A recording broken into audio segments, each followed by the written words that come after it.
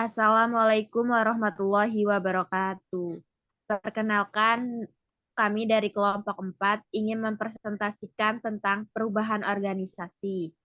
Saya Fahrina Aulia, NIM 23053-127 sebagai moderator, dan rekan saya sebagai pembaca materi kedua yaitu Saya Salsabila Janisa dengan NIM 23053102. dan juga ada pembaca materi ketiga yaitu Saya Huria Karina Hadi dengan NIM 23053132. Baik, saya membaca materi pertama yaitu tentang kekuatan penyebab perubahan. Kekuatan penyebab perubahan organisasi, perubahan atau berubah secara etimologi dapat bermakna dalam usaha atau perbuatan untuk membuat sesuatu berbeda dari sebelumnya. Nah, pertama ada kekuatan eksternal. Kekuatan eksternal adalah kekuatan yang berasal dari luar organisasi. Contohnya, kekuatan eksternal meliputi perubahan lingkungan, persaingan, dan perubahan kebutuhan pelanggan, serta kemajuan teknologi.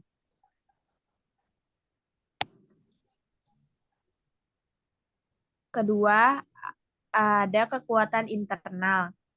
Kekuatan internal adalah kekuatan yang berasal dari dalam organisasi. Contoh kekuatan internal meliputi visi misi dan strategi organisasi, struktur organisasi, budaya organisasi, dan kepemimpinan.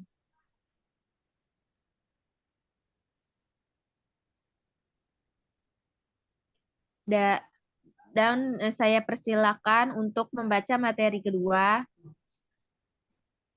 Materi yang kedua yaitu penolakan terhadap perubahan, di mana penolakan terhadap perubahan ini ada penolakan terhadap perubahan organisasi adalah hal yang wajar terjadi dalam organisasi. Ada berbagai alasan mengapa orang menolak perubahan. Di antaranya yang pertama faktor individual yang yaitu terkait dengan kebiasaan, ketakutan akan hal yang tidak diketahui, kurangnya pemahaman, perasaan kehilangan kontrol, ketidakpercayaan. Yang kedua, faktor organisasional, di mana meliputi kurangnya komunikasi. Komunikasi yang buruk tentang perubahan dapat menyebabkan kebingungan. Yang kedua, kurangnya partisipasi. Orang yang tidak terlibat dalam proses perubahan lebih cenderung menolaknya. Yang ketiga, perubahan daya yang tidak memadai. Jika orang tidak memiliki sumber daya mereka butuhkan untuk mengimplementasikan perubahan. Yang keempat, struktur organisasi yang kaku. Dan yang kelima, budaya organisasi yang resisten terhadap perubahan. Yang kedua, proses penolakan perubahan, di mana ada beberapa angka yang dapat diambil untuk mengelola penolakan terhadap perubahan organisasi. Yang pertama, memahami alasan penolakan. Langkah pertama adalah memahami mengapa orang menolak perubahan. Yang kedua, mengkomunikasikan perubahan secara efektif. Komunikasi yang jelas dan terbuka sangat penting untuk mengelola penolakan terhadap perubahan. Yang ketiga, melibatkan orang dalam proses perubahan. Libatkan orang-orang yang terkena dampak perubahan dalam proses pengambilan keputusan. Yang keempat, memberikan dukungan dan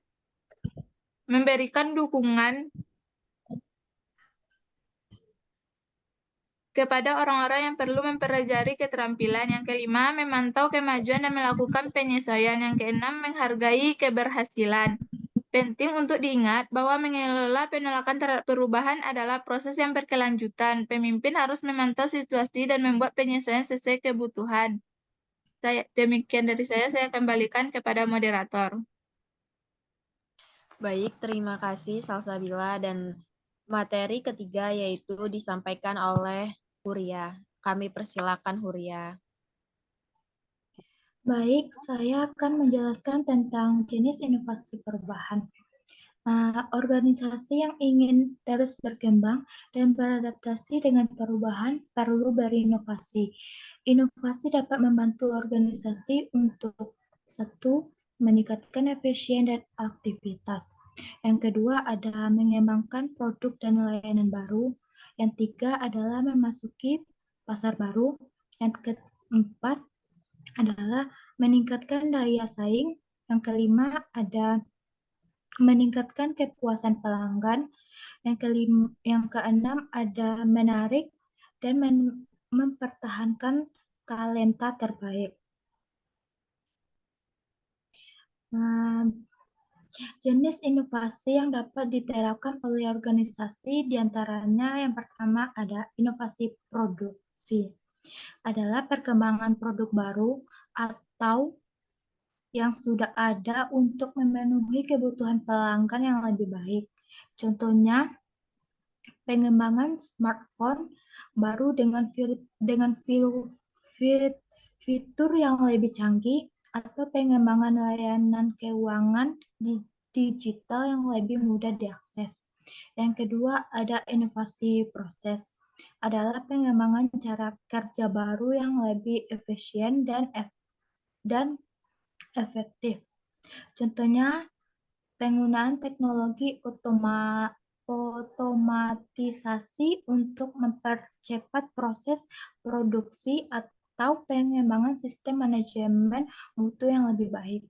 Yang ketiga ada inovasi bisnis. Adalah pengembangan model bisnis baru yang memungkinkan organisasi untuk memasuki pasar baru untuk meningkatkan daya saing. Contohnya, pengembangan platform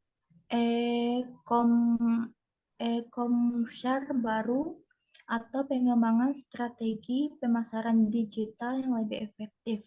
Yang keempat adalah inovasi organisasional, adalah pengembangan struktur, budaya, dan proses organisasi baru yang memungkinkan organisasi untuk lebih adaptif dan inovatif. Contohnya, pengembangan struktur organisasi yang datar atau pengembangan budaya organisasi yang menghargai kreativitas dan pengembangan risiko.